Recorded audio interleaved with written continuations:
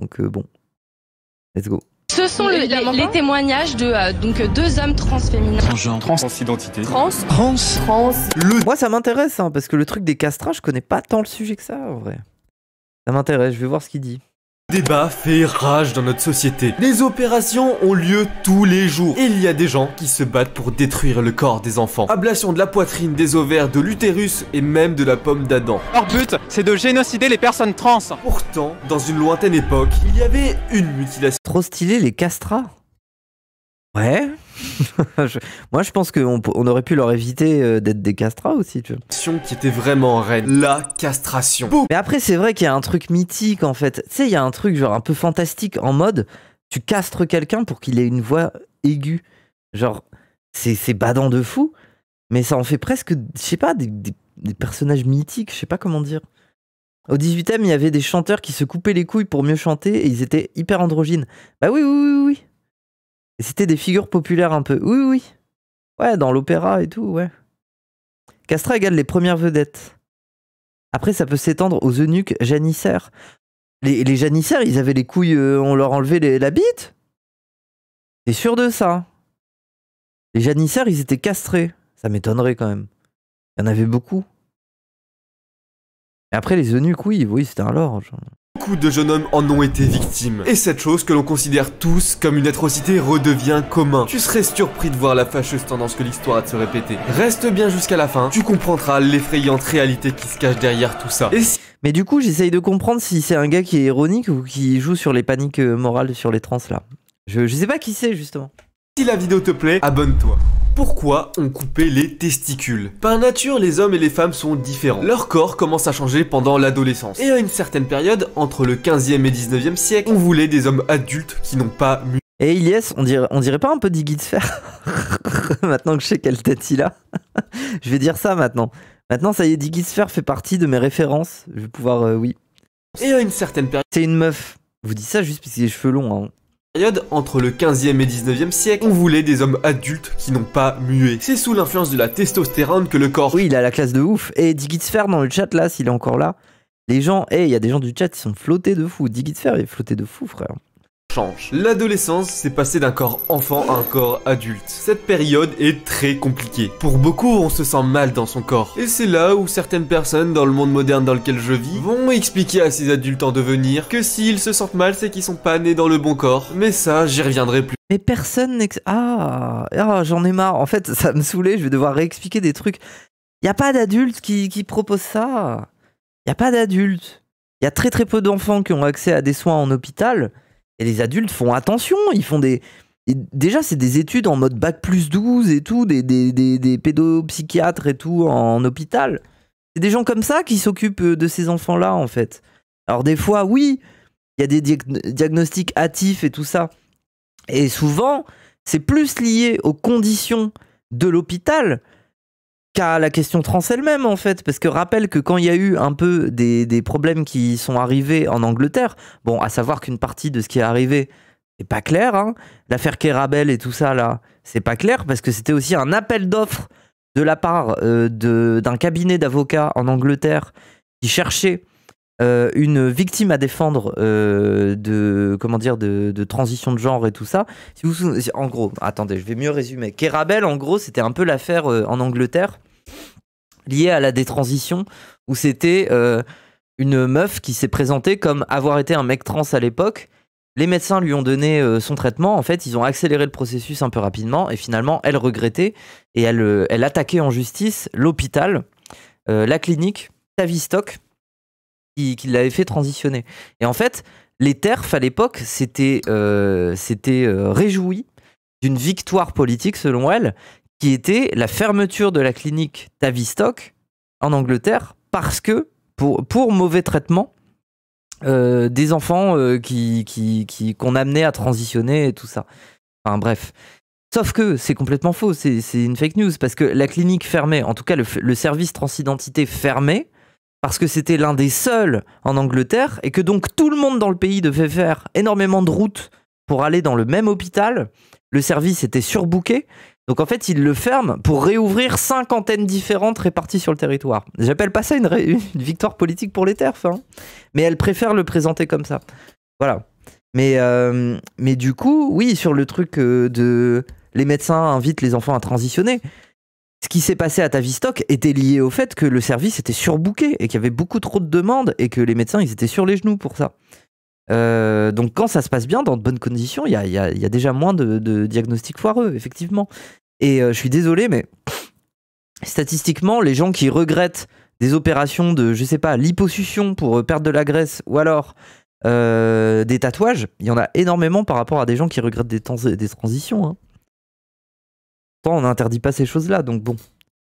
Voilà, bref, oui. Plus tard. Dans cette époque lointaine, pour éviter la mue, on leur coupait les testicules, ce qui va empêcher de produire la fameuse testostérone. D'ailleurs, pour ta culture, le mot testostérone veut dire stéroïde de testicules. Mais pourquoi faire? À cette époque-là, dans les églises, on chantait des chorales. La tradition, à la base, c'est de chanter tous le même texte sur la même note. C'est ce qu'on appelle la monodie. On le C'est stylé, ça. retrouve principalement dans les chants grégoriens, et ça ressemble à ça. Mais ce dont je te parle... Je trouve ça c'est l'un des meilleurs trucs qui est ressorti du lore chrétien. C'est quand même les chants grégoriens, les trucs comme ça. C'est magnifique, hein. C'est magnifique, hein. C'est pour moi ce qui fait aussi la mystique de la religion chrétienne, faut le dire. Hein.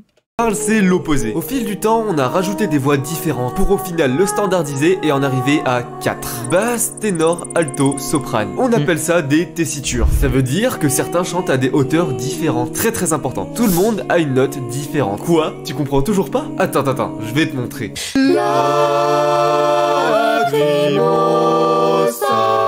Ok, Magnifique. maintenant que tu vois ce que c'est, tu vas comprendre. Les parties les plus aiguës avec ma voix d'homme, je suis juste incapable de les chanter. Et c'est là où les castras sont utiles. Attends.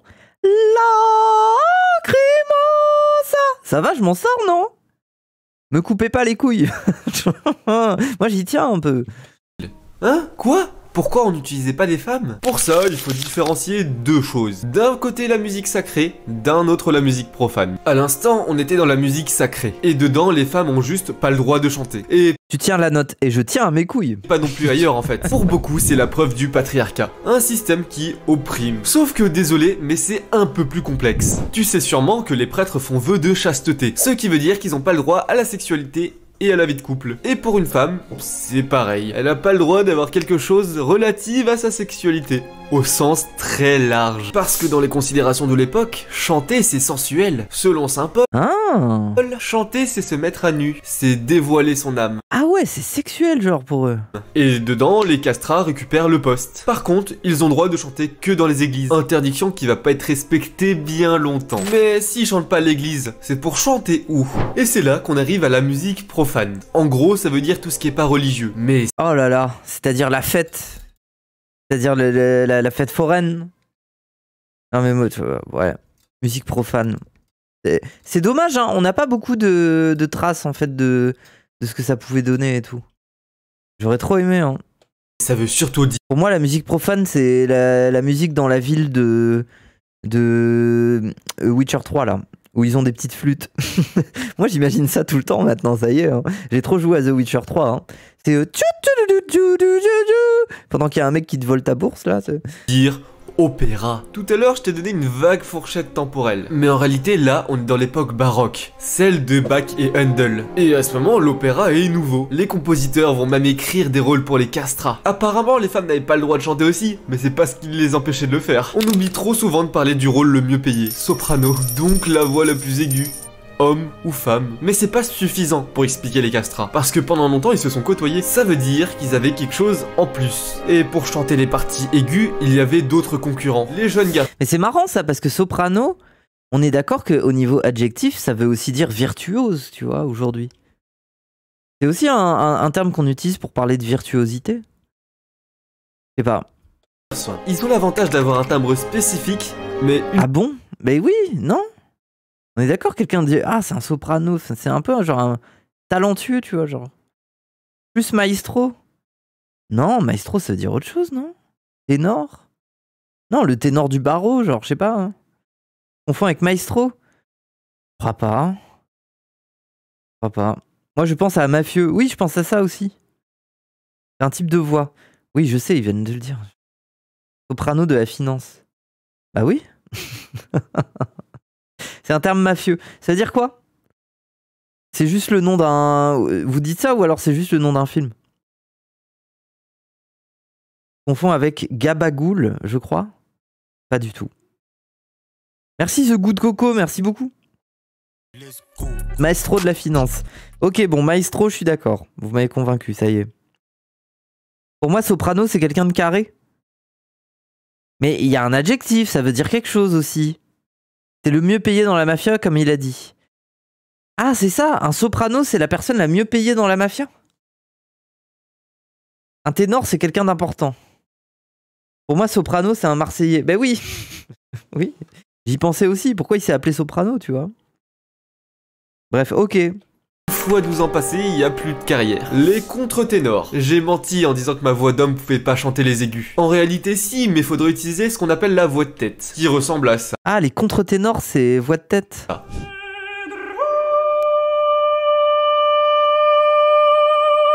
Là, il y a juste pas de question de mu. Tout le monde a cette voix, et Oui. Non, c'est la voix comme ça. C'est moi, c'est Mickey. cette carrière peut durer longtemps. Le petit souci, c'est que cette voix, elle est considérée comme assez frêle et manque beaucoup de puissance. Et maintenant, les femmes. Officiellement, elles ont pas le droit de chanter, mais on le prend juste pas en compte. Elles ont une voix puissante et naturelle. Mais à l'époque, une femme est une mère, donc une petite carrière au mieux. Et donc maintenant, les... Il a pas de couilles, lui. Mais non, les contre-ténors, c'est... Ils ont pas besoin de se couper les couilles. Merci, Comet Leader. Ils ont pas besoin de se couper. En gros, pour vous expliquer... Attendez, je vous explique 2 secondes. Quand vous arrivez à l'adolescence, votre pomme d'Adam, parce que les filles ont une pomme d'Adam, hein. Rappelle que les filles ont une pomme d'Adam, hein. C'est juste que leur pomme d'Adam, elle est située ici.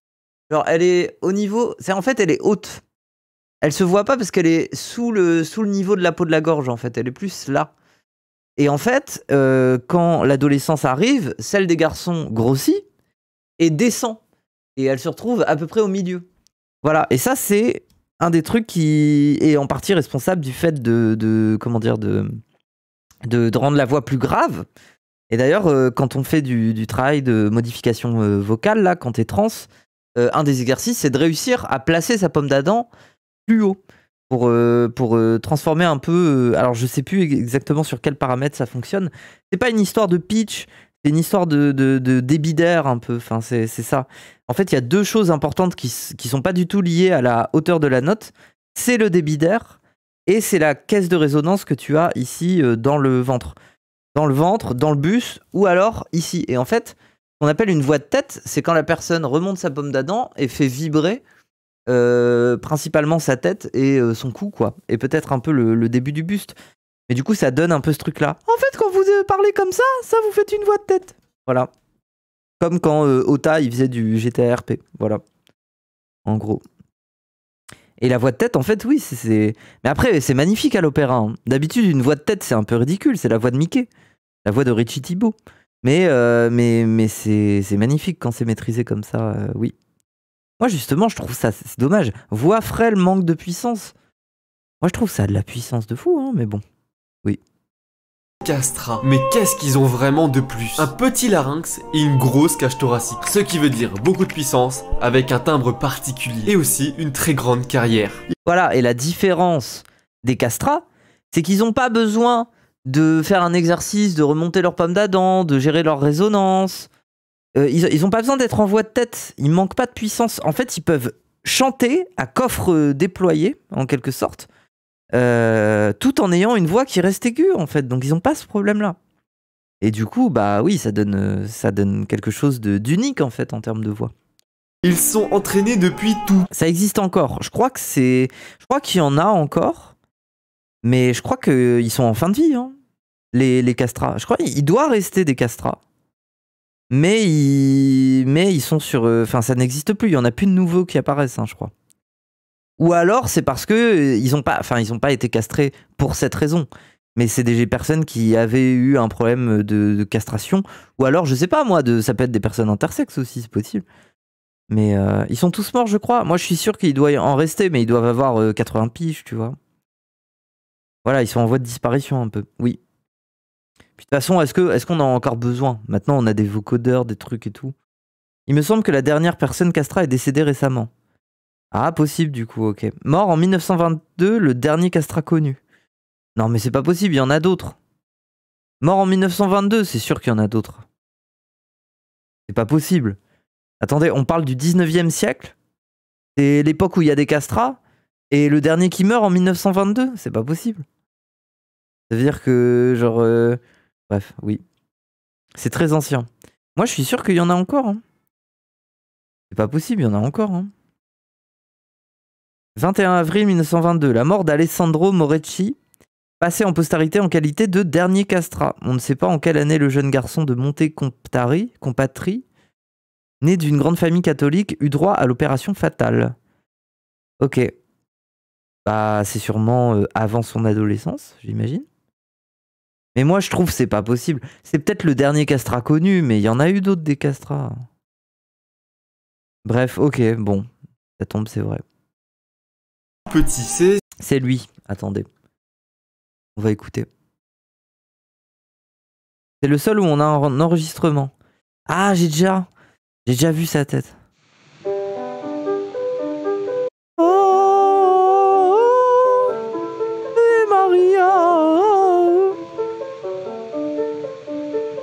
Ah putain, il chante bien. J'ai cru que c'était lui. Oui, c'était le but.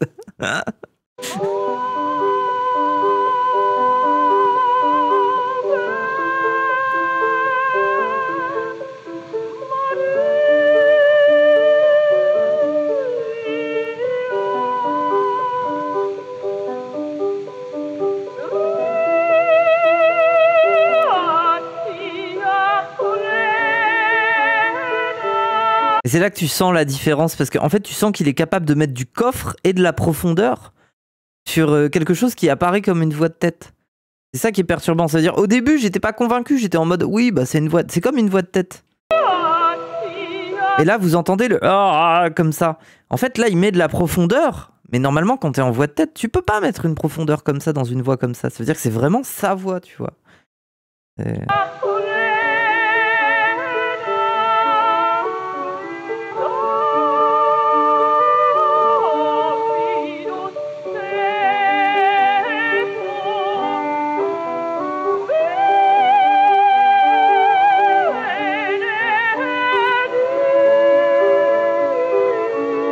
Bon, bah c'est perturbant, hein, oui. Perturbant. Comment il s'appelle le mec de Tiptoe Through the Window? Je sais pas. C'est pareil à mes yeux. Archi bizarre. Bah après, là, l'enregistrement est vieux, quoi, donc ça aurait été trop bien. 6 ans d'études. En vrai, je suis curieuse d'assister quand même à un concert avec un castrat et tout. Hein. Ça n'existe plus, malheureusement. Oh non, je peux pas que je dise ça. Non, c'est bien que ça n'existe plus. Mais si à l'époque j'avais pu y assister, par curiosité, j'y aurais été. Et aussi une très grande carrière. Ils sont entraînés depuis tout petit, c'est 6 ans d'études, bien remplis, avec de l'interprétation, de la virtuosité, de l'improvisation, de la théorie, et j'en passe. On a affaire à des pros. Ce qui est impressionnant, c'est qu'à partir du moment où ils se sont fait castrer, ils dédient leur vie à la musique. Dit comme ça a l'air d'être positif, mais en réalité ça cache un gros secret. Mais j'y reviendrai plus tard. Avec tout ça, ils ont une place dans la société. Ce sont eux, les grosses vedettes de l'opéra. Leurs postes sont grassement payés. Ils sont même protégés par les nobles. Leur stratégie, c'est de travailler pour la personne la plus riche du coin. Et avoir tous les bénéfices. Argent, célébrité et sécurité sociale. C'est donnant-donnant. D'un côté, ils ont quand même sacrifié leur vie pour la musique. En réalité, c'est la moindre des choses. Par ce don de soi, perdent leur place dans la société, ils sont mis à l'écart. Mais... Bah, en fait, moi, ce que je me... Désolé, mais je me demande... Est-ce que... Alors... Est-ce que quelqu'un de castré peut encore avoir du plaisir sexuellement? Non mais c'est une vraie question.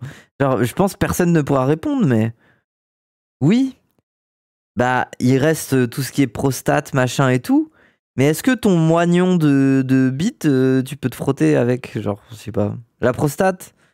Oui, après vous pensez à ça tout de suite, parce que vous êtes un peu LGBT core, quoi. Mais je parle surtout du fait que potentiellement il y a un bout de gland qui sert de clito, quoi. Vous voyez ce que je veux dire? Ils enlèvent les testicules, pas le pénis. Et... Ok. Ah, ils coupent pas tout. Le zizi peut quand même durcir. Ok. Ah, mais donc oui, ils peuvent avoir grave une sexualité, en fait. ils peuvent grave avoir une sexualité. Plus de libido. Ah non, t'as quand même de la libido quand... C'est pas parce que t'as plus de couilles. En fait, ce qui est dangereux, c'est surtout que t'as des carences hormonales de fou. Parce que moi, j'en connais des meufs trans qui ont plus de couilles. Et elles en ont de la libido. Mais elles prennent des hormones de substitution. Alors que là, le problème, c'est qu'ils vont avoir des carences osseuses très très tôt dans la vie. En fait, ils vont être fragiles, ils meurent tôt, non? Tu jouis en poudre. Arrête de raconter n'importe quoi, frère. Tu jouis pas en poudre. Tu jouis du précum. Tu jouis du fluide. Un peu comme de la mouille, quoi. Mais dis pas que tu jouis de la poudre, c'est bizarre, lui. Carrément, il neige, hein. Carrément, tu jouis, il neige.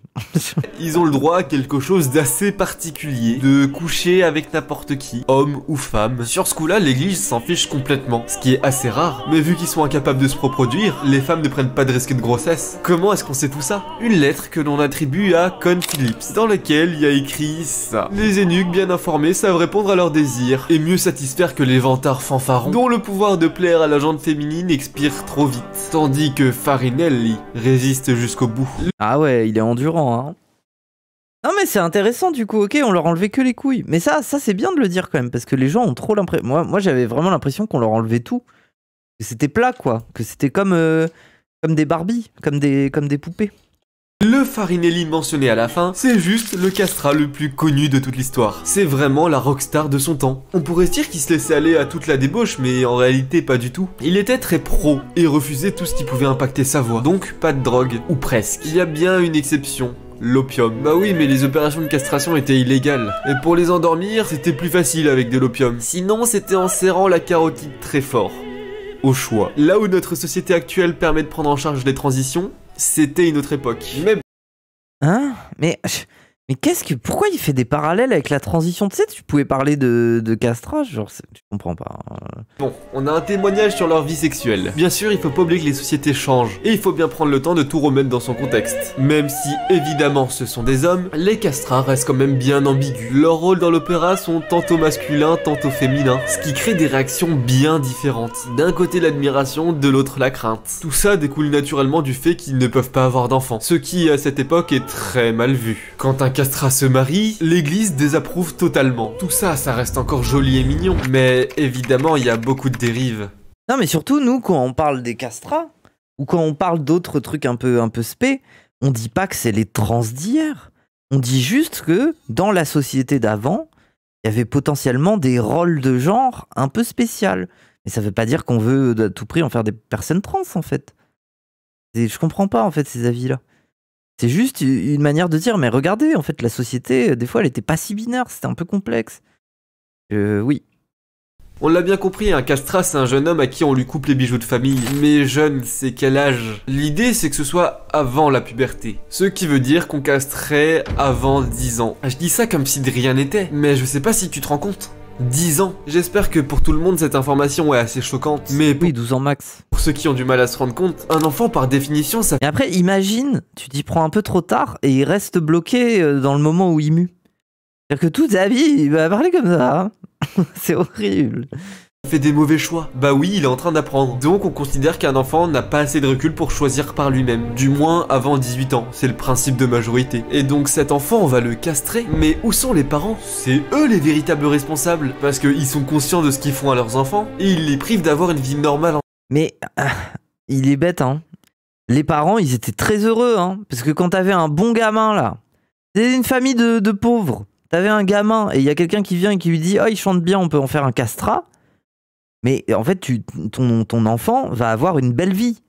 Ok, il va plus avoir de couilles, mais il va avoir une belle vie. Il va avoir accès à des milieux que jamais quelqu'un de votre famille n'aurait pu avoir accès, en fait. Genre, c'est aussi ça qui était attractif.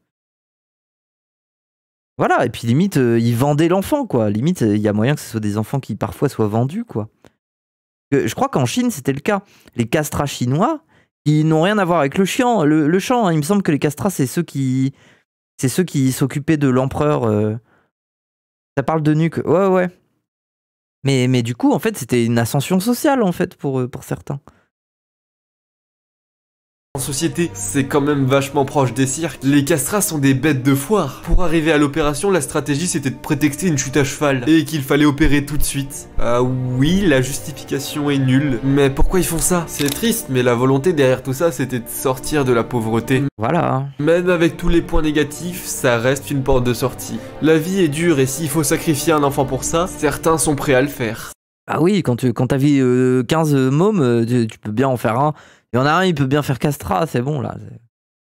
Si une personne Non mais c'est horrible, mais bon, oui. suffit, le deal est correct, non? Oui, mais non. J'ai juste effleuré la surface du problème. Un enfant castré, bah il peut quand même muer. La biologie existe, même si sur le papier ça fonctionne. Dans la réalité, c'est un peu différent. Mais aussi les moyens. Attendez, je veux lire sa phrase là. Un enfant castré avant la puberté peut tout de même muer. Car bien que la castration inhibe la production de testostérone, d'autres facteurs biologiques comme les œstrogènes et le développement partiel du larynx permettant une mue, elle reste incomplète et produit une voix plus aiguë. Bah oui, parce que les femmes muent, hein, spoiler. Hein, genre c'est... En fait, elles muent parce que vu que la voix est définie par plusieurs paramètres, à savoir aussi la surface par rapport à laquelle tu peux faire résonner ta voix, en fait, rien que le fait de grandir et avoir une plus grande cage thoracique transforme ta voix déjà. Enfin, c'est... Quand bien même ta pomme d'Adam ne descend pas et que tu as une voix très aiguë, elle gagne beaucoup plus en profondeur quand tu grandis. Les femmes aussi ont une mue. C'est juste que c'est pas une mue au sens de... Mais leur voix devient plus mature. Leur voix devient plus mature en quelque sorte. Fini les... À part Emodem. Je sais pas pourquoi, mais Emodem en tout cas. Pardon. Oui. C'est quoi le rapport entre la mue et la castration? Bah, c'est que c'est les hormones en fait qui fait que tu mues. C'est l'adolescence. Donc la castration empêche ça en fait. C'est pour couper tout processus d'adolescence quoi en quelque sorte. Muet. La biologie existe, même si sur le papier ça fonctionne, dans la réalité c'est un peu différent. Mais aussi les moyens médicaux de l'époque, ça fait peur. Il y avait beaucoup d'infections, et ça menait souvent à la mort. Et dans tout ça, les parents ils le faisaient quand même. Oui, j'ai peut-être oublié de parler d'un point important. La plupart des musiciens, chanteurs compris, sont orphelins. La musique c'était une vraie porte de sortie pour eux. Rien que le rôle de soprane était bien payé. Donc pour les enfants c'était souvent vite choisi. S'ils ne réussissent pas, c'est mourir dans la rue. Et ça, même si une minorité de castrats ont la gloire. Même si le niveau d'exigence est très élevé. Tout ça pour avoir une santé fragile. C'est pour ça que la protection des nobles est aussi importante. Quel est le lien entre notre société? Oui, par contre, c'est vrai, leur santé, ils devaient être vraiment fragiles. Hein. Parce que pas d'hormones en fait. Pas d'hormones dans leur corps et tout. Voilà quoi. C'est vrai que c'est pas. C'est pour ça, même les bloqueurs de puberté, c'est très efficace. Hein. Mais bon, au bout d'un moment, faut lâcher ce truc. Hein, parce que ton corps va devenir fragile. Faut... Soit t'arrêtes, soit tu fais une transition quoi. Il mourait souvent jeune. Bah oui, ton système immunitaire, il est éclaté. Ton ossature, elle est fragile. Du coup, tu te retrouves avec des gamins, c'est des twinks parfaits. Hein. C'est vraiment des twinks parfaits. Soit c'est des twinks, soit ils prennent du poids et c'est des gros bébés. Mais dans tous les cas, il y a un truc qui fait qu'ils sont fragiles. Ouais. Et les trans. Je vais commencer par expliquer ce que c'est une personne trans. C'est une personne qui se déclare pas être née dans le bon genre. Oh là là, ah, ça y est, il arrive sur les personnes trans. Allez, c'est quoi sa take? En gros, je suis né dans le corps d'un homme alors que je suis une femme. Et pour retrouver son genre, la personne peut faire ou non des chirurgies. Et dernièrement, en France, il y a une proposition de loi visant à encadrer les pratiques médicales concernant les mineurs. Mais concrètement, qu'est-ce que ça veut dire? Empêcher les traitements hormonaux et les chirurgies dites de réassignation pour... Voilà, donc tout simplement interdire tout ce qui toucherait à la transition chez des personnes mineures, quoi. Oui. Les mineurs. C'est pas ouf en fait. Genre, je rappelle peut-être, petite info quand même, je suis trans, hein, c'est bien, je peux en parler un peu. Moi, je savais déjà à peu près que je voulais être une fille à partir de mes 6-7 ans. Hein. Et j'ai appris ce que c'était quand j'avais 11-12 ans. Et ma vie n'a été qu'une lente et longue dépression à partir de ce moment-là. Moi, on m'aurait filé des bloqueurs, j'aurais été heureuse. Hein. J'aurais pas perdu autant de temps dans ma vie à déprimer, à être pas bien. Hein. J'ai failli me suicider quand j'avais 20 ans et tout. Donc oui, globalement, moi les bloqueurs, je suis pour, hein, vraiment. Hein, je suis en mode... moi j'aurais bien aimé, genre... Cette proposition est beaucoup contestée. Toi tu es une trans précoce. Ah mais non, mais ça c'est des conneries. En fait, je suis une trans précoce simplement parce que j'ai appris l'existence de ce que c'était tôt. Mais j'aurais pas appris l'existence de ce que c'était. On m'aurait appelé une vieille trans, pas comment on dit là. Parce que j'aurais appris ça bien plus tard, à 20 ans, 25 ans et tout. C'est juste que vu que j'étais connecté, j'écoutais plein de trucs, j'allais sur internet, bah j'ai appris ça tôt, tu vois. Genre. Elle est vue comme une offensive transphobe. Et c'est là que se joue le débat fondamental. Est-ce qu'on devrait pouvoir laisser les enfants se faire mutiler? Quand il s'agit de castrat, tout le monde est d'accord pour dire que c'est horrible. Mais qu'est-ce qu'on appelle déjà mutilation? En fait, c'est ça qui m'énerve. Une mutilation, c'est quand tu te fais du mal qui n'est pas nécessaire.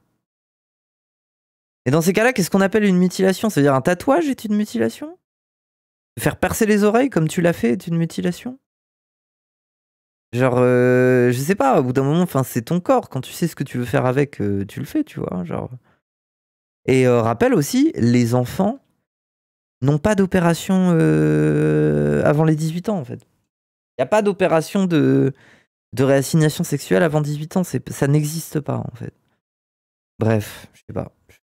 Laisser les enfants se faire mutiler. Quand il s'agit de castrat, tout le monde est d'accord pour dire que c'est horrible. Mais quand on met le voile trans, là ça passe. Pour ceux qui disent que ce n'est pas... Ah, qu'est-ce qu'il est con. Alors aussi, pour rappel, hein, au cas où ce gars regarde la vidéo, parce que je sais pas, il s'imagine, peut-être il y a quelqu'un qui le connaît dans le chat là, et qui va dire, il y a quelqu'un qui a réacté à ton truc. Si jamais tu regardes cette vidéo, je t'informe d'un truc par rapport à ce projet de loi. Voilà, que tu comprennes un peu le bisbis politique, parce que c'est plus compliqué que ça. La loi a été proposée par les Républicains.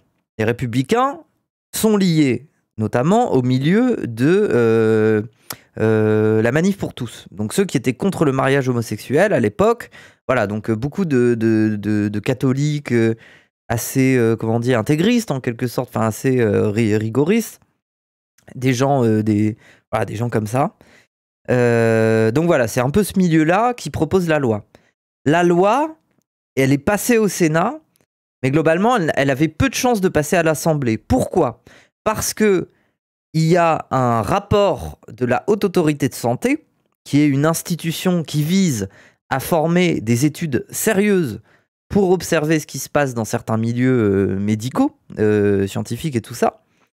La Haute Autorité de Santé devait livrer un rapport sur l'état des transitions de genre en France, et notamment l'état des transitions de genre des mineurs. Tout un ensemble de statistiques, à savoir, est-ce que les gens regrettent? Est-ce que ça se passe bien? Est-ce qu'il y a eu des erreurs? Est-ce que blablabla, blablabla. Voilà, ce rapport-là devait être livré, posé sur la table, et à partir de là, des décisions politiques, législatives devaient être prises. Sauf que, qu'est-ce qu'ont fait les Républicains? Sachant pertinemment que le rapport n'irait pas forcément dans leur sens, parce que la réalité statistique dans les hôpitaux de ce que sont les transitions pour les enfants, c'est que globalement, ça se passe bien. Il n'y a pas une marge d'erreur très élevée. Et ça les emmerde en fait, parce que eux, ils ont un truc réactionnaire par rapport à ça. Notamment vis-à-vis de leur électorat catholique, Manif pour tous et tout ça. Donc, ils ont posé une proposition de loi pour court-circuiter l'arrivée du rapport de la Haute Autorité de Santé qui n'était pas encore posé sur la table et qui devait arriver. Donc, leur but, ça a été de proposer cette loi pour prendre des mesures avant qu'il soit trop tard et que le débat public se base sur le rapport de la Haute Autorité de Santé, qui n'est pas un rapport alarmiste. Voilà pourquoi cette loi existe. Donc c'est pas une loi de bonne foi, c'est pas une loi sincère, c'est pas des gens avec des statistiques sérieuses qui proposent cette loi. C'est des gens qui viennent d'un milieu très polémiste sur le sujet, très réactionnaire sur le sujet de la transidentité et de l'homosexualité à la base, aussi, avec la Manif pour tous. Voilà, c'est ça la loi dont tu parles. C'est pas une loi sérieuse. C'est une loi des Républicains, voilà. Et en plus, aujourd'hui, on est d'autant plus dans la sauce. Parce que si le gouvernement Barnier reste en place, le gouvernement Barnier avec Retailleau et tout ça, c'est une alliance avec les Républicains. Et à l'époque où le texte était passé au Sénat, il avait peu de chances de passer à l'Assemblée par rapport à la composition de l'Assemblée. Pourquoi ? Parce que les macronistes, quand bien même nous, on les aime pas, les macronistes avaient conscience que c'était un peu débile de voter une telle loi, sachant qu'un rapport de la Haute Autorité de Santé qu'ils avaient commandé devait arriver sur la table. Donc en fait, eux, dans les débats au Sénat, ce qu'ils disaient, c'est « Mais à quoi ça sert qu'on vote cette loi ? Ça ne sert à rien, nous allons avoir un rapport qui va nous permettre de prendre les meilleures décisions possibles et d'avoir un état actuel de ce qui se passe dans le pays vis-à-vis des transitions des mineurs. Donc nous n'allons pas voter cette loi. » Cependant, elle était passée au Sénat, mais du coup, elle avait peu de chances de passer à l'Assemblée. Sauf que, dissolution, Macron essaye de jouer ses cartes. On se rappelle, hein, la grenade dégoupillée dans les jambes de la gauche, etc. Malheureusement, ça ne marche pas très bien pour lui. Et pour gouverner, alors plutôt pour ôter le pouvoir à ce que la gauche aurait été censée gouverner normalement. Mais Macron a fait une alliance totale avec les Républicains qui n'ont pas rejoint le RN. Donc à savoir les Retailleau, les machins et tout ça. Sauf que eux, si jamais ils veulent des gages, si jamais ils vont voir Macron et ils lui disent « Bon Macron, on veut bien être ton pote. Maintenant ça y est, on fait équipe ensemble. Mais il y a des trucs, il faut que tu concèdes. » Et sur quoi, d'après vous, ils vont potentiellement demander des concessions? Notamment sur cette loi. C'est très possible que la Macronie, d'un coup, en bloc, se mette à voter pour l'interdiction des transitions de mineurs, quand bien même, il y a quelques mois, ils étaient tous conscients que c'était une connerie parce qu'il n'y avait pas encore ce rapport qui était posé sur la table. Mais c'est simplement pour une histoire d'alliance politique. Donc ça pue. C'est vrai que si le gouvernement Barnier reste, potentiellement cette loi passe, quoi. Mais voilà un peu l'histoire de ce projet de loi. Histoire de mettre en contexte, parce que lui, n'ayant pas travaillé son sujet, bien évidemment, s'est simplement contenté de présenter le truc en mode « Ah bah s'il propose une loi, c'est que c'est super !» Sauf que non, en fait, genre, bon bref. Pouvoir laisser les enfants se faire mutiler. Quand il s'agit de castrat, tout le monde est d'accord pour dire que c'est horrible. Il y en a pas tant que ça qui transitionnent mineurs, mais oui, il y en a pas beaucoup. C'est difficile aussi d'avoir accès à un rendez-vous, tu dois aller à l'hôpital, et une fois que quand t'es mineur, et que tu vas prendre un rendez-vous à l'hôpital comme ça, et les gens, c'est une cohorte de spécialistes surdiplômés qui s'occupent de vos gamins. Hein. C'est pas n'importe qui, hein. C'est des bacs plus 10, plus 12, plus 15, hein, qui font ce boulot-là. Ensuite, ils se regroupent en spécialistes, et ils parlent de votre cas à plusieurs. Et ils font un vote délibéré de est-ce que cet enfant-là, vous êtes d'accord pour qu'on lui propose potentiellement des alternatives, des bloqueurs et tout ça. Ils font des votes à main levée, une cohorte de spécialistes. C'est pas juste un type pro-trans qui est en mode allez-y les enfants, let's go, les hormones. Non, c'est une cohorte de médecins. C'est un conseil médical. Surtout, il n'y a pas de retrait des couilles des enfants trans. Non, il n'y a pas ça, non. Des bloqueurs de puberté, en fait. Ça arrête juste la puberté, le temps qu'il faut. Voilà. Mais quand on met le voile trans, là ça passe. Pour ceux qui disent que ce n'est pas une mutilation... En plus, d'où tu parles, frère? T'as une tête de femboy. C'est-à-dire, revenons, hey, je suis là, j'explique des trucs et tout. Mais au bout d'un moment, c'est tout. Contre son camp, frère, t'as une tête de femboy. Transitionne, toi. Petite définition. Ablation ou détérioration. Les chirurgies et traitements hormonaux rendent stériles de manière irréversible. Se retirer les appareils reproducteurs sont par définition des mutilations. Si t'es pas d'accord avec moi, dis-le moi dans les commentaires. Et n'oublie pas de me rajouter ta définition de mutilation. Dans certains pays, l'excision est encore pratiquée, ce qui veut dire retirer le clitoris. Quel rapport? Mais moi je voulais être heureuse aujourd'hui. Et ça, c'est vu comme abominable, mais pas les chirurgies. L'argument qui découlerait de ça, c'est oui, mais elles sont forcées alors que dans le cas d'une transition, non. Qui est une remarque très pertinente d'ailleurs. Comme on considère qu'un enfant est pas toujours capable de faire les bons choix et qu'il n'est pas responsable de lui-même, on va lui interdire tout ce qui a caractère irréversible. D'où l'interdiction de la castration sur les enfants. Mais là où je vois une vraie ressemblance entre les personnes trans et... Ok, alors question. Pourquoi est-ce qu'on autorise les enfants à partir de l'âge de 12 ans, de pouvoir choisir s'ils veulent vivre chez leur papa ou chez leur maman quand les parents sont divorcés? Dans ces cas-là, faisons une extension de la chose à toute forme de décision. À toutes les formes de décision. Pourquoi est-ce qu'on demande à des enfants s'ils veulent choisir d'aller dans une branche manuelle ou dans une branche théorique quand ils font des études? Ils sont pas censés pouvoir décider pour eux-mêmes. C'est quand même un truc qui a une importance fondamentale sur le restant de leur vie. Et pourtant, on leur demande très très tôt, à la fin du collège, d'être capable de se situer et de savoir ce qu'ils veulent faire dans la vie.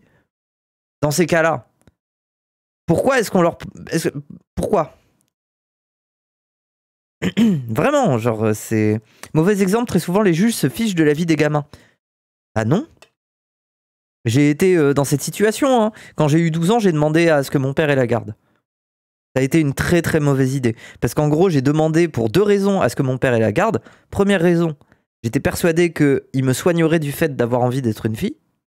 Parce que j'étais un peu dans ce truc de « Ah, j'ai pas été éduqué par un homme, un vrai, mon papa, il est pas là. Et si je vais vivre avec mon papa, il va m'apprendre à être un vrai mec. » Sauf que pas du tout, c'est pas ce qui s'est passé.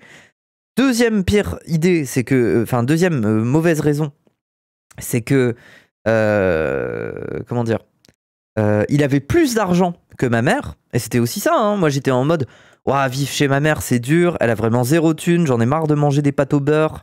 Mon père, il a de la thune, donc je vais avoir des cadeaux de Noël et tout. Enfin, j'étais dans cette mentale-là en fait. J'en avais marre un peu du côté un peu miséreux de ma mère, quoi. Donc je voulais vivre une meilleure vie avec mon père.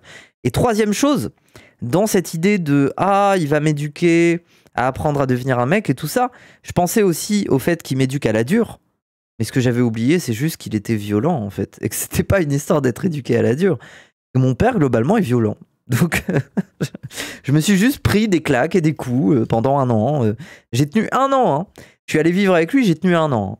J'ai craqué, c'était pas possible. Hein. J'allais pas bien. Je pouvais parler à personne de la dysphorie de genre que j'avais. Mon père était violent. Et en plus de ça, il avait grave le seum parce que il m'avait pas élevé et que j'étais éduqué par ma mère et il aimait pas cette éducation-là. Il était en mode, je vais te supprimer l'éducation de ta mère, je vais tout refaire. En mode, mais laisse-moi tranquille. Genre, enfin, bref. Pire idée, quoi. Donc voilà, j'avais 12 ans, j'avais la possibilité de faire ça, et j'ai fait une erreur. Donc la question, c'est ça, c'est pourquoi on autorise aussi à des gamins de 12 ans de pouvoir le faire? Vraiment, genre, c'est bon. Ça m'énerve, quoi, ce truc de « Oh là là, les enfants peuvent pas prendre des décisions. » Bah si, ils peuvent, et ils peuvent même se tromper. Où est le problème, en fait, genre? Les castrats, c'est l'importance qu'on leur donne. Tu nous parles du clown là ou c'est quelqu'un d'autre que le clown? Non, en gros, pour vous rappeler, on s'en branle un peu, mais en contexte, moi j'ai un père qui m'a mis au monde, mais qui a été peu présent dans ma vie. C'est un mec qui a un problème avec les femmes, hein, et ça c'est globalement quand il a fait des enfants avec des femmes, généralement ça se passe pas très bien derrière, donc voilà. Et du coup, je l'ai connu en tu sais, je le voyais le week-end, parfois le mercredi, et aux vacances, c'est tout. Et un jour, il est parti habiter bien plus loin, et j'ai commencé à ne plus le voir, à part à quelques vacances, mais ça a été vachement compliqué de commencer à le voir. Et il y a un âge où je le voyais quasiment plus, en fait. Donc en fait, il m'a pas beaucoup élevé. Et celui qui m'a élevé le plus, c'est mon beau-père, et c'est le clown. Voilà. Et lui, il était toujours là, en fait, parce qu'il s'était mis en couple avec ma mère. Voilà. Bon, c'est des histoires de famille recomposée, mais c'est pour ça, j'ai un peu 2 papas en quelque sorte. Enfin, c'est... Désolé, en fait, c'est un peu bizarre de le dire comme ça. Peut-être qu'il y en a, ils diront « Ah, mais exprime-toi correctement, c'est bizarre. » Moi, effectivement, je dis que j'ai 2 papas, parce que je ne peux pas retirer à l'un le rôle de père qu'il a eu. Quand bien même, c'est pas mon père biologique, tu vois. Genre, il a eu ce rôle-là dans ma vie. Donc. C'est un vrai clown ou c'est une façon de parler? Non, non, c'est un vrai clown. C'est un comédien, mais c'est un clown avant tout. C'est quelqu'un qui... D'ailleurs, il est prof de clown, hein. Il donne aussi des cours de clown et tout. Bref. Mais là où je vois une vraie ressemblance entre les personnes trans et les castrats, c'est l'importance qu'on leur donne. C'est une immense minorité, mais on leur donne une énorme importance. Mais, hein? Oui, mais ça n'a rien à voir. Les castrats, on leur donnait de l'importance parce que, artistiquement, ils avaient une place, ils généraient de l'argent et ils fascinaient. Mais les personnes trans, on en parle sur les plateaux de CNews parce que ça fait des paniques morales. Ça n'a rien à voir. Ok, oui, bon. Wannabe youtubeur. Hein. Ça m'énerve. Travaille. Gros, travaille. Tu travailles pas assez. Travaille tes sujets. Je m'explique. D'après Marguerite Stern, dans les milieux féministes, les femmes sont mises à l'écart au profit des personnes trans. Dans le sens où le combat à l'origine, c'est ouvrir la porte aux femmes sur tout le monde du travail. Mais pas que, la politique, le sport avec. Et pour ça, il faut déconstruire les stéréotypes. D'accord, oui. Le fameux « les garçons c'est bleu, les filles c'est rose ». Ok, oui. Ce qui amène à un point de... Non, mais là-dessus, c'est des trucs tellement bidons du féminisme que je suis d'accord avec Marguerite Stern là-dessus. Genre, on est d'accord. Genre, déconstruire les stéréotypes pour que les femmes aient accès à des métiers d'hommes et inversement des hommes à des métiers de femmes. On est d'accord. Contradiction énorme. Les personnes trans qui se considèrent femmes, c'est sur quels critères? La plupart du temps, juste un ressenti, mais qui s'appuie sur rien de spécial. Mais ça m'énerve. Est-ce que quand t'es en dépression, pour justifier que t'es en dépression, tu dois expliquer le ressenti de ta dépression? Et le médecin, il va te dire « Ah bah non, votre ressenti, il a rien de spécial. Il est basé sur quoi? Vous êtes dépressif, mais pourquoi? Vous êtes basé sur quoi? » Mais c'est débile, gros, c'est un état psychologique. Qu'est-ce que tu veux que je te dise? C'est indescriptible, bah oui, c'est indescriptible. Moi, je ne sais pas t'expliquer pourquoi, quand j'étais un enfant, j'ai eu ce truc en moi de me sentir fille. Je ne sais pas. C'est bête, hein.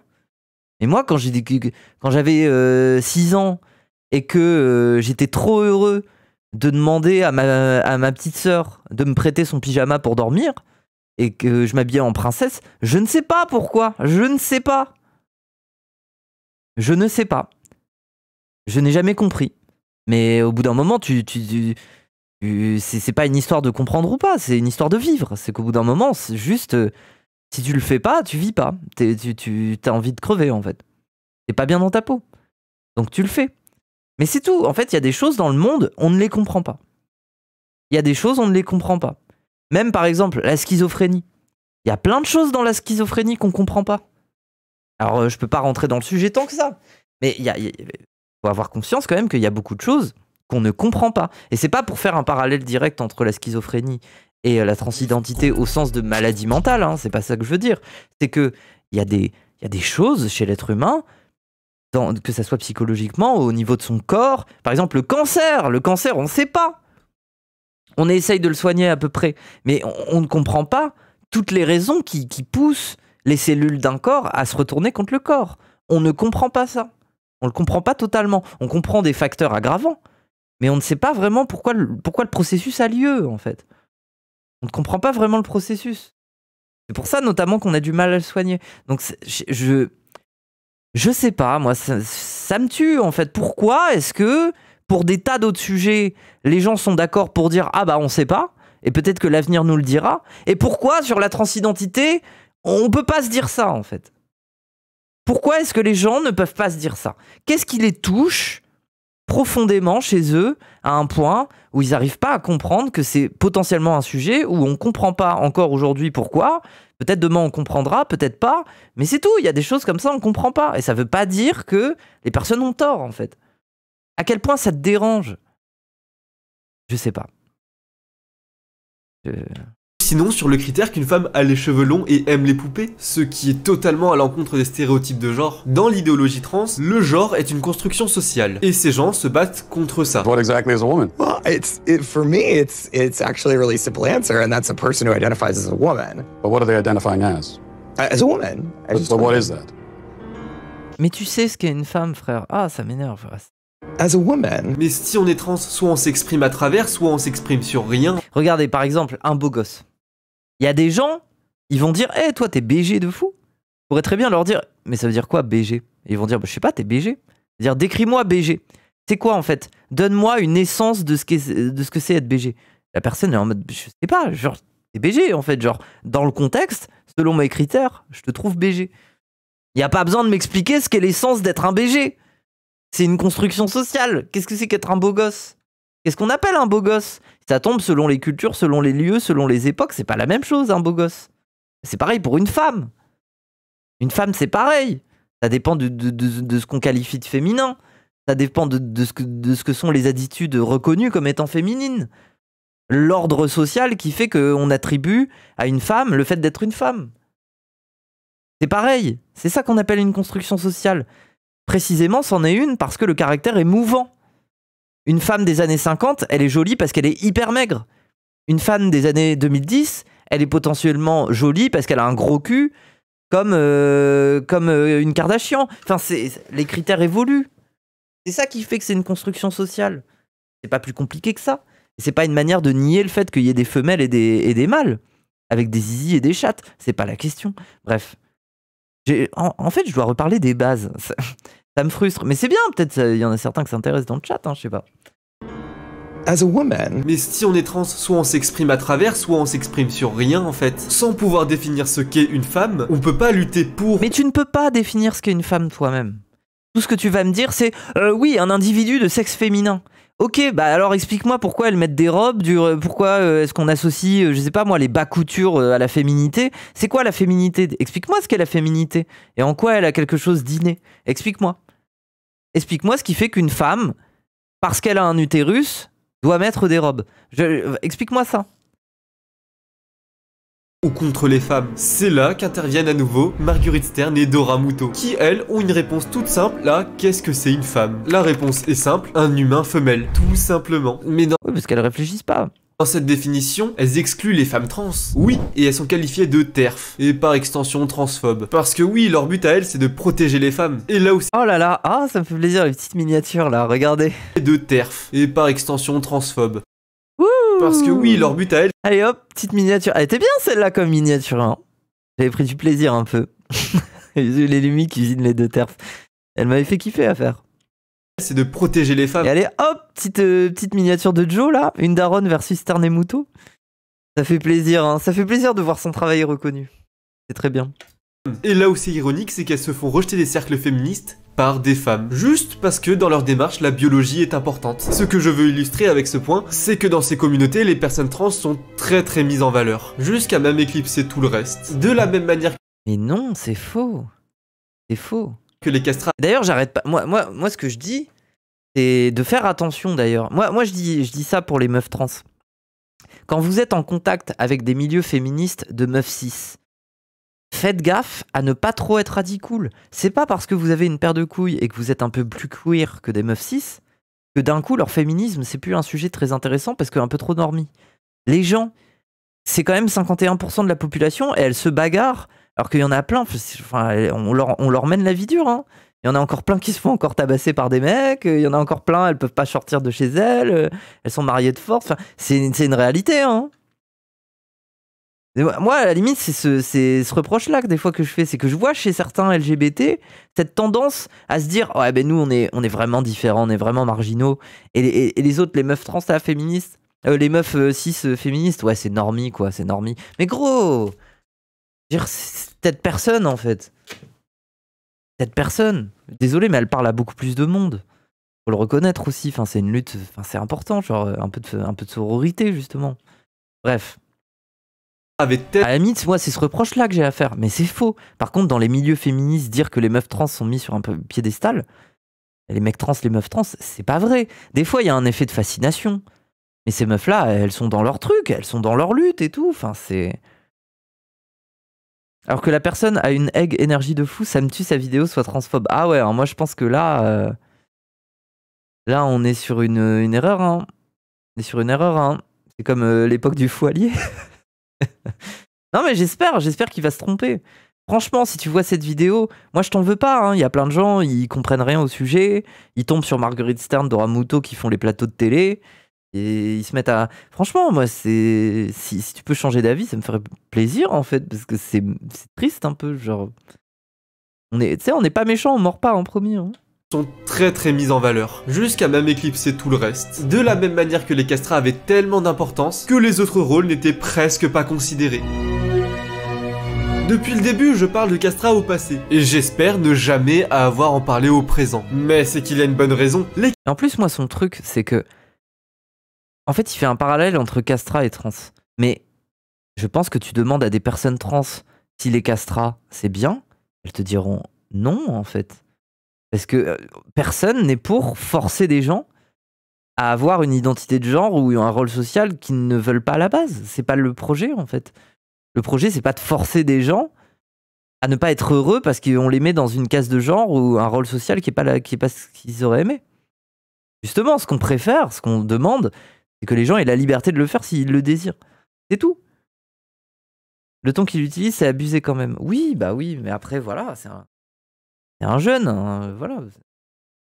Bref. Les castrats ont disparu. Le dernier est mort il y a plus de 100 ans. Mais qu'est-ce qui a bien pu se passer? Déjà, question de style. Le règne des castrats, c'était la période baroque. Et l'époque d'après... Merci, fils du printemps. Avec le classicisme, mais si, la période avec Mozart et Haydn. Est-ce que les hommes efféminés sont automatiquement des trans? Non. Donc la définition de femme n'est pas uniquement liée à la féminité. Oui.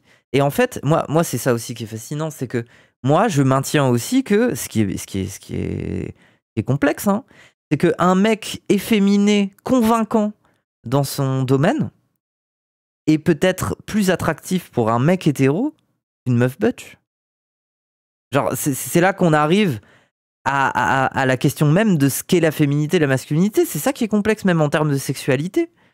C'est que t'as des mecs hétéros qui vont être attirés par des trappes, en quelque sorte, par des femboys, beaucoup plus que par des meufs masculines.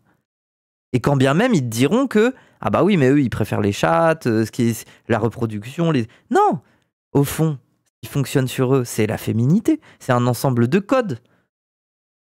Ce sont des codes, ce sont des scripts. Et les femboys les attirent pour ça. Rap is not gay. Ben oui, c'est tout le trouble du genre du truc, quoi. Bref. Bah on préfère les voix naturelles. Et là où il y en avait que pour les castrats, maintenant on retrouve les autres voix. La grande cause de leur déclin, c'est qu'ils ne sont plus admis au conservatoire. Avant le XVIIe siècle, la castration n'était pas autorisée. Mais comme on pouvait les former, les opérations se faisaient dans l'ombre. Mais de nos jours, Merci Dr Moln.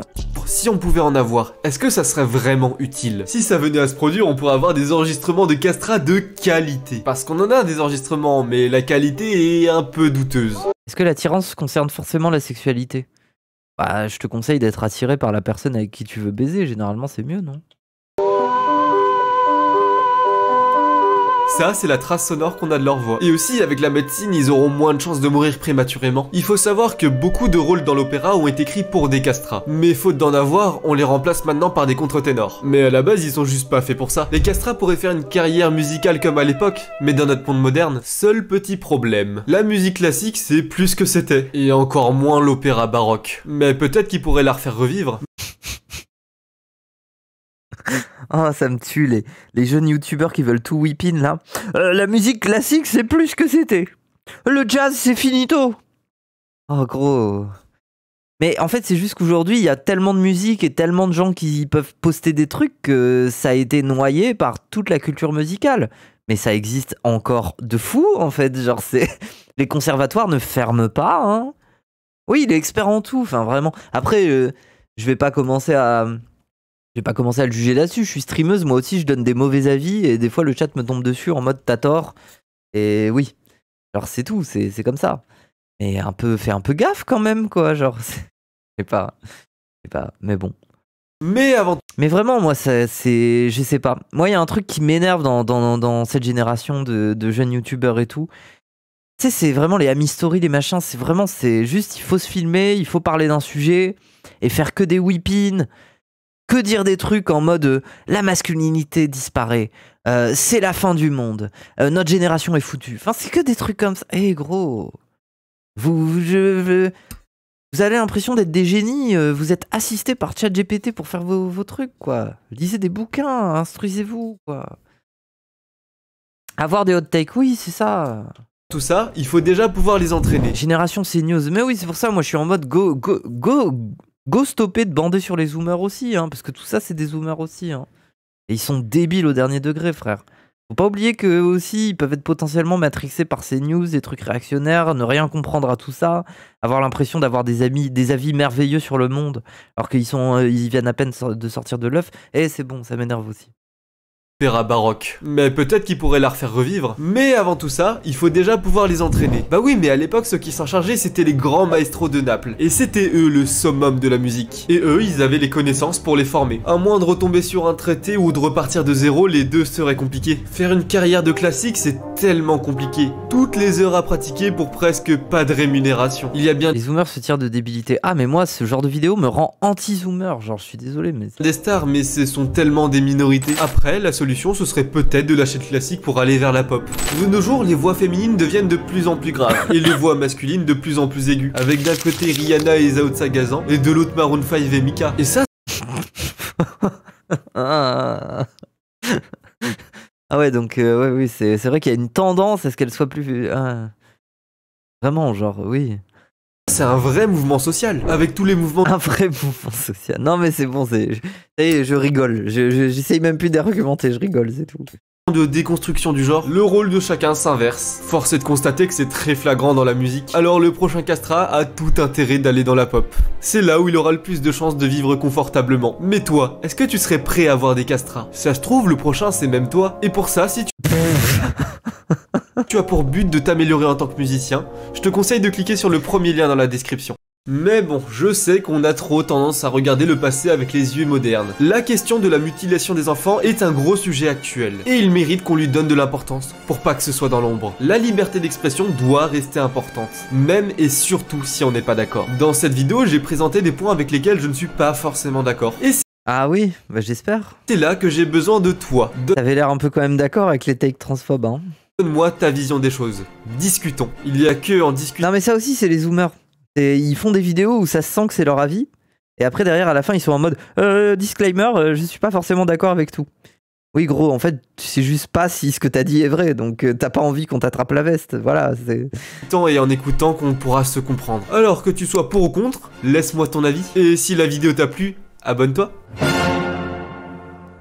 Ah là là, musique classique en mode sa vidéo est une masterclass. Hein.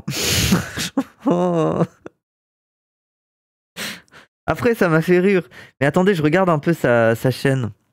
La pire musique de mariage. Ok, il est un peu dans les trucs de musique, quoi. 3 minutes pour enfin comprendre les cadences. Enfin comprendre les gammes mineures. En vrai, ça a l'air sympa, hein. Dommage qu'il ait des avis de merde, en fait. Comprendre les gammes en moins de 5 minutes. 10 minutes pour comprendre les accords. Non, mais force à lui, hein. Mais il m'énerve avec son flow de femboy, là. D'où tu donnes des leçons en mode les transitions, frère? Ça fait partie du problème. Si Marguerite Stern et Dora Muto, elles te croisent dans la rue, elles te disent tu es un homme en jupe! Tu es un homme en jupe! Arrête de voler la féminité! Alors que toi, t'étais juste venu les checker pour leur dire bravo pour votre taf, quoi. T'as conscience de ça? T'as conscience que dans la rue, quand on te voit de dos, on t'appelle madame, hein?